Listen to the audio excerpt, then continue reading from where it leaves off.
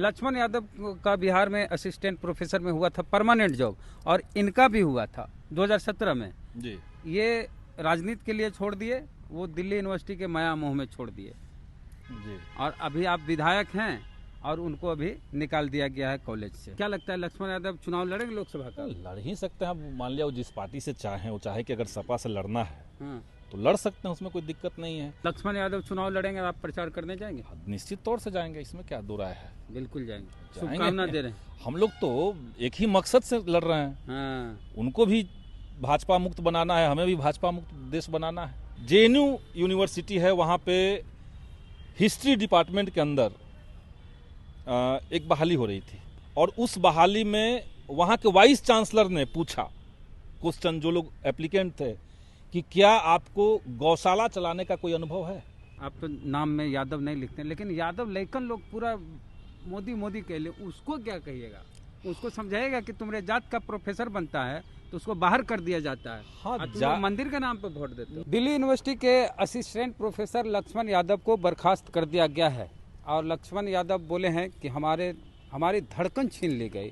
संदीप सौरभ विधायक हैं माले से, CPI-ML से, जेएनयू में पढ़े हैं और लक्ष्मण यादव के मित्र हैं और जेएनयू में छात्र संघ चुनाव भी जीते हैं, महासचिव रहे हैं। लक्ष्मण यादव को बर्खास्त कर दिया गया है, क्या कहेंगे सर? देखिए, बर्खास्त कर दिया गया ऐसा नहीं है। लक्ष्मण यादव जिस कॉलेज में गेस्ट टीचर थे उसमें जब परमानेंट बहाली हो रही थी, जाकिर हुसैन कॉलेज में वो लेक्चरर हैं और आज से नहीं 2010 से वो पढ़ा रहे हैं, तो 5 वहाँ पे असिस्टेंट प्रोफेसर थे जो गेस्ट टीचर के रूप में पढ़ा रहे थे एडहॉक पे, और वहाँ पे 6 पदों पर बहाली आई, तो बाकी जितने 4 लोग थे सबको ले लिया गया। अच्छा, उन लोग 4 को ले लिया गया? 4 लोगों को ले लिया गया और टारगेट करके इनको बाहर किया गया। और ये कोई नई बात नहीं है। दिल्ली विश्वविद्यालय के भीतर, जेएनयू के भीतर जब से भाजपा की सरकार आई है तब से नियुक्तियां जितनी हो रही है उसमें इस बात का ध्यान रखा जा रहा है कि जो लोग भी सरकार के विचारधारा से, सरकार की गलत नीतियों के से सहमत नहीं हैं, जो आरएसएस और बीजेपी की विचारधारा से सहमत नहीं हो रहे हैं, उनको किसी हाल में नहीं लेंगे। और ये यूनिवर्सिटी के अंदर हर डिसीजन मेकिंग पोस्ट पे वाइस चांसलर से लेकर के असिस्टेंट प्रोफेसर से लेकर के यहाँ तक कि पीएचडी में जो एडमिशन बच्चों का हो रहा है, सब जगह पे सिर्फ भाजपा आरएसएस के लोगों को और उसके समर्थकों को ही लिया जा रहा है। लक्ष्मण यादव जी के साथ जो हुआ वो दुर्भाग्य है कि देश भर में इतने खराब स्थिति में यूनिवर्सिटी को बीजेपी सरकार ने पहुंचाया है, जहां पे आपकी योग्यता का, आपकी डिग्री का, आपका एक्सपीरियंस का कोई मतलब नहीं। ऐसे इस तरह का जातिवाद होता है? जातिवाद भी इसको कह सकते हैं। जेएनयू में पढ़े हैं, पीएचडी किए हैं, वहां भी जातिवाद है। एक जातिवाद सिर्फ मामला नहीं है। लक्ष्मण यादव के साथ जो दूसरे ओबीसी थे, जो दलित समुदाय से थे, सबका हुआ, लक्ष्मण यादव का नहीं हुआ। वो तो रिजर्वेशन है, तो रिजर्वेशन तो पे वही मैं कह रहा हूँ कि सिर्फ, अच्छा, उसमें सिर्फ 5 लोग ये नहीं थे, बाहर से भी लोग थे। आरक्षण है SC ST का, ओबीसी का, तो आरक्षण में आरक्षित वर्ग के ही लोग लेंगे। आरक्षित क्यों लेना तो चाहिए? बात है। लेकिन जो आपकी विचारधारा से एग्री नहीं करेगा, हाँ, जो आपकी नीतियों के खिलाफ, या आज के समय में कहा जाए तो जो वर्णाश्रम व्यवस्था की जो पुरानी परिपाटी है, जिसको बीजेपी दोबारा से थोपने की कोशिश कर रही है, जो ब्राह्मणवाद के खिलाफ आवाज उठाएगा, उनको कहीं से बर्दाश्त नहीं करना है। ये सरकार ने तय किया हुआ है। यानी जो दलित पिछड़े गुणगान करेंगे सत्ता की, हाँ, उनके लिए कोई दिक्कत नहीं है। जो दलित समुदाय के लोग हैं और वो सत्ता की गुणगान कर रहे हैं, उनके लिए वेलकम है बीजेपी। तो बात भी क्यों, आपके चूंकि मित्र हैं। लक्ष्मण यादव का बिहार में असिस्टेंट प्रोफेसर में हुआ था परमानेंट जॉब, और इनका भी हुआ था 2017 में जी। ये राजनीति के लिए छोड़ दिए, वो दिल्ली यूनिवर्सिटी के माया मोह में छोड़ दिए जी। और अभी आप विधायक हैं और उनको अभी निकाल दिया गया है कॉलेज से। तो बातचीत आपकी हुई कि मित्र हैं आप लोग? हम लोग तो बातचीत करते ही रहते हैं। घटना के बाद बात हुई?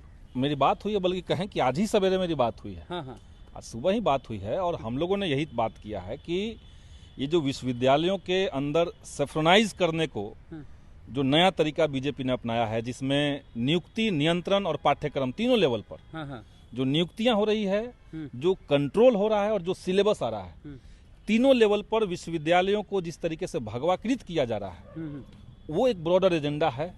ये तो अभी के समय में हाईलाइट इसलिए हुआ क्योंकि लक्ष्मण यादव ने खुल करके अपनी बात कह दी।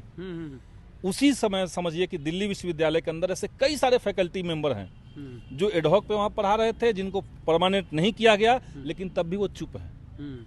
अगर ऐसे सारे लोग इस तरह की नियुक्तियों के खिलाफ बोलना शुरू करें, जैसे एक उदाहरण हम आपको दे रहे हैं, जेएनयू यूनिवर्सिटी है, वहां पे हिस्ट्री डिपार्टमेंट के अंदर एक बहाली हो रही थी, 4 साल पहले की बात है, और उस बहाली में वहां के वाइस चांसलर ने पूछा क्वेश्चन, जो लोग एप्लीकेंट थे, कि क्या आपको गौशाला चलाने का कोई अनुभव है।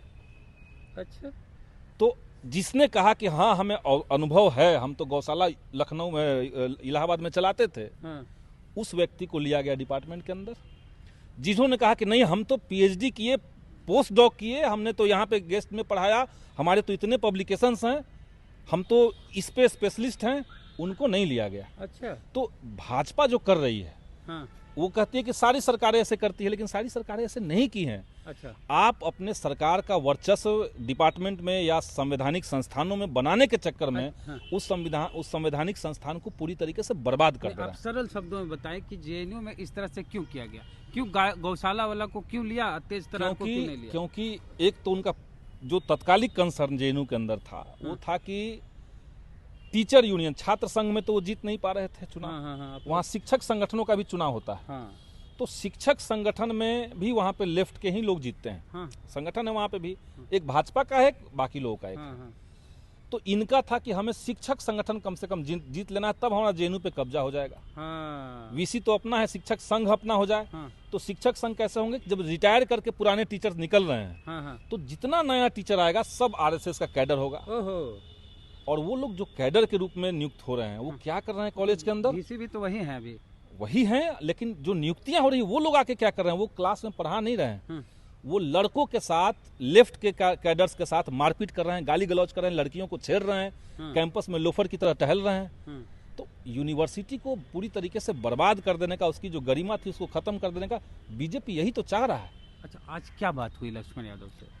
हम लोग की बात हुई कि इसको कैसे और ज्यादा बड़ा मुद्दा बना करके, और तमाम विश्वविद्यालयों में, यहाँ तक कि स्टेट यूनिवर्सिटी में भी हम बता रहे हैं, जो आपके राज्य के विश्वविद्यालय हैं, जिसमें डायरेक्ट केंद्र सरकार का हस्तक्षेप नहीं है उस लिहाज से, लेकिन राज्यपाल के माध्यम से वही काम कर रहे हैं फिर। तो ऐसे में इसको एक्सपोज करते हुए एक बड़ा इस मुद्दे को लेकर के लक्ष्मण यादव लड़ाई के मूड में है ना, लड़ाई के ही मूड में है ना, मनोबल कैसे टूट जाएगा ना। लक्ष्मण जी का टूटा है, अभी वो दिल्ली में इसको लेकर के तमाम जो बौद्धिक समाज के लोग हैं, जो लेक्चरर तबके के लोग हैं, उनकी एक बैठक भी हुई है। उन्होंने कहा है कि इस सिलसिले में कुछ और बात करेंगे और फिर आपको भी बताएंगे, तो हम लोग भी तैयार कर ही रहे हैं। अब बता, आपके मित्र भी हैं, वो भी पॉलिटिकल इंटरेस्ट लेते हैं, समाजवादी पार्टी के मंच पे दिखते हैं, राजद के मंच पे भी दिखते आते जाते हैं। आप लोग का जातीय समीकरण भी सब मिलता है, आपका समाजवादी पार्टी, राजद, लक्ष्मण यादव, संदीप सौरभ, तो क्या लगता है लक्ष्मण यादव चुनाव लड़ेंगे लोकसभा का? लड़ ही सकते हैं। अब मान लिया वो जिस पार्टी से चाहे, वो चाहे कि अगर सपा से लड़ना है तो लड़ सकते हैं, उसमें कोई दिक्कत नहीं है, लेकिन जातीय समीकरण के चलते हमारी दोस्ती नहीं है। नहीं, वो कॉलेज स्कूल और हाँ, बहुत पहले से ही हम लोग 2010 से ही, बल्कि हैं बिरादर है क्या ना सब लोग, बहुजन समाज। उनको कहाँ पता था? किनको? लक्ष्मण जी को कहाँ पता था? लक्ष्मण जी को नहीं पता था? कहाँ से पता रहेगा? आप संदीप सौरभ, हम झोला में हम टैग लगा के घूम रहे हैं। आपके आपने यादव नहीं लिखा हुआ, नाम नहीं लिखा हुआ, कभी नहीं लिखा था। हाँ, वो इम्पोर्टेंट नहीं है। देखिए, बात है कि हम लोग कई सारे मुद्दों पर एक साथ संघर्ष किए हैं। उन्हीं लक्ष्मण यादव पे पूरे चर्चा है कि लोकसभा चुनाव लड़ेंगे, अभी 6 महीना लड़ जाए तो अच्छी बात है। जो बात वो बाहर से कह रहे हैं, जो अलग अलग मंच से कह रहे हैं, वही बात अगर वो सदन से कहेंगे तो और अच्छी बात है। अच्छी बात है, ये बात और देश में दूर तक जाएगी। नीतियों के निर्धारण में उनकी भूमिका हो सकेगी।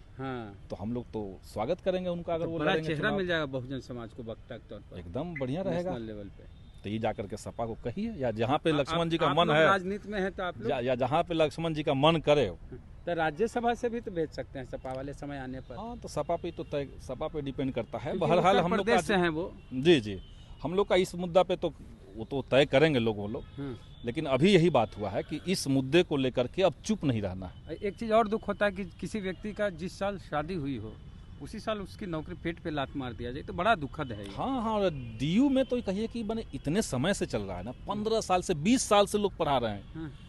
अब अचानक से उसका एक फेसबुक पे आपने पोस्ट देख लिया कि वो मोदी सरकार की किसी नीति की कोई आलोचना कर रहे हैं, आपने नौकरी छीन ली।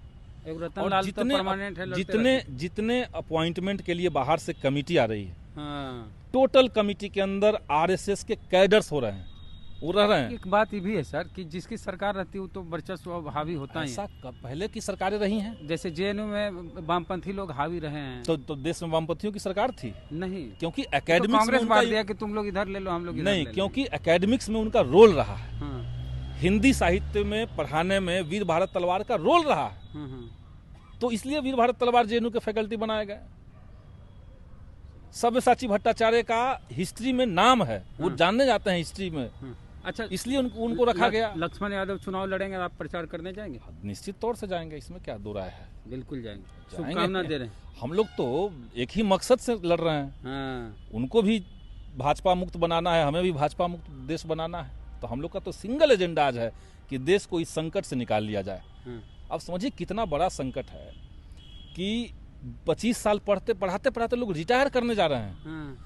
और रिटायरमेंट से आप 10 दिन पहले उनको नौकरी से निकाल दे रहे हैं। ये भी स्थिति डीयू में है, ताकि उसका पेंशन उनसन में अगर कुछ वैसा वही- होगा वही तो है। दिक्कत होगी। और ये मोदी सरकार के राज में यूनिवर्सिटी समझिए कि बस खत्म होने का कगार पे आ चुका है। हाँ। उसकी अच्छा, एक पहचान- चीज बताइए सर, आप तो नाम में यादव नहीं लिखते हैं, लेकिन यादव लेकिन लोग पूरा मोदी मोदी कह ले, उसको क्या कहिएगा? उसको समझाएगा कि तुम्हारे जात का प्रोफेसर बनता है तो उसको बाहर कर दिया जाता है। हाँ, और तुम लोग मंदिर के नाम पे वोट देते हो। ना देखिए, हम लोग तो सब तबके को, हम्म। सारे तबके को हम लोग समझा रहे हैं। जातिया वाला ज्यादा समझता है। कहाँ जाति वाला को खाली समझाने जाइएगा तो बाकी लोग भी नहीं समझेगा। हाँ, हम लोग तो कह रहे हैं कि जब देश के अंदर लोकतंत्र ही नहीं रहेगा, हाँ, संविधान ही नहीं रहेगा, तो गरीब दलित पिछड़ों का अधिकार कहाँ बच पाएगा। हाँ, और ये सरकार तो खुलेआम 15 अगस्त के दिन हाँ, प्रधानमंत्री के मुख्य आर्थिक सलाहकार ने मिनट में हाँ, लेख लिख संविधान दिया, में- लेख लिख के कह दिया कि मोदी सरकार के रफ्तार से चलना है तो ये संविधान को हटाइए, अंग्रेज का बनाया हुआ संविधान है। अब जिसको देश दुनिया जानता है कि बाबा साहब भीमराव अम्बेडकर ने जिस संविधान को बनाया, अब बीजेपी करे कि वो अंग्रेजों का बनाया हुआ संविधान है। अरे बीजेपी वाले नेता कल भाषण दे रहे थे सर कि एक एक भाजपाई अम्बेडकरवादी है और सब भाजपा के नेता तब अम्बेडकरवादी। पूरे बिहार में, देश में घूम घूम करके ये लोग 22 प्रतिज्ञा रात में जाकर के अम्बेडकर की मूर्ति क्यों तोड़ रहे हैं, और किससे छिपा हुआ ये बात है? अब सब अम्बेडकरवादी ये लोग हो गए हैं, हाँ, तो सब अम्बेडकर की भाजपा। मूर्ति क्यों तोड़ रहे हैं? हम तो- अम्बेडकर के खिलाफ सोशल मीडिया पे गाली गलौज कौन कर रहा है? हाँ, दिल्ली के जंतर मंतर में अम्बेडकर को गाली गलौज करते हुए आंदोलन किसने किया? हाँ। यही लोग कर रहे हैं। अब तो हम तो बोले कि अगर अम्बेडकरवादी सब भाजपाई हो गए हैं तो बाबा साहब की 22 प्रतिज्ञा पढ़ दें, मोदी जी पढ़ दें। और जहाँ जहाँ पे देश के अंदर अदालत चल रहा है, अब हाँ। देखिए अम्बेडकरवादी अगर ये लोग हो गए हैं, हाँ, हाँ, तो मनु और अम्बेडकर तो एक खाते में नहीं आएंगे, ना, एकदम विपरीत है। विपरीत हैं। हाँ, तो जयपुर में जाएं, हाँ, जयपुर हाई कोर्ट में मनु की मूर्ति लगी हुई है, हाँ, उसको हटा करके वहाँ अम्बेडकर की मूर्ति लगवा दें, बहुत अच्छी सलाह। मान लेंगे हम लोग कि आप अम्बेडकरवादी हो गए हैं। हाँ। तो बस कहने राजस्थान के में लिए सरकार भी आ गई है इनकी। मुंह में राम और बगल में नाथू राम, हाँ। इनका यही है स्थिति। तो कहना कुछ है, करना कुछ है, असल मकसद हम लोग जानते हैं कि ये लोग देश को तबाह करने वाले लोग। अच्छा, तो ये संदीप सौरभ, कॉमरेड संदीप सौरभ जी हैं, पालीगंज से विधायक है, CPI-ML से, लाल सलाम वाले, और बहुत कुर्बानी दी है। इनका बहुत लंबा चौड़ा संघर्ष है। एक दिन इनके साथ बैठ के खाते पीते बतियाएंगे पूरा आपका संघर्ष, आइए, हम आपको हाँ, खिलाने कि पिलाने माता के- पिताजी किस हालात में, आपको पिताजी गुजर गए जब 15 साल के थे, माँ को भी कैंसर हुआ, और कैसे कैसे आप पढ़ाई किए, जेएनयू गए, नौकरी तक छोड़ दिए और राजनीति में आए, अभी पालीगंज से विधायक है। फिर 1-1.5 साल बाद फिर चुनाव लड़िएगा। देखिए, बधाई उसके लिए, शुभकामनाएं। ऐसे संघर्ष करने चलिए, वाले युवा कभी मिल के अब बैठिए, बहुत लोग फिर नहीं बात जानते थे कि यादव जी हैं, तो आज जान जाएंगे। चलिए सर, शुक्रिया बातचीत करने के लिए, बहुत बहुत धन्यवाद। आपको कैसी लगी बातचीत बताइए कमेंट बॉक्स में। फेसबुक पे देख रहे हैं, पेज को लाइक फॉलो नहीं किया कर लीजिए। यूट्यूब पे वीडियो देख रहे हैं, सब्सक्राइबर नहीं, घंटी बजा कीजिए। जय भीम, जय भारत।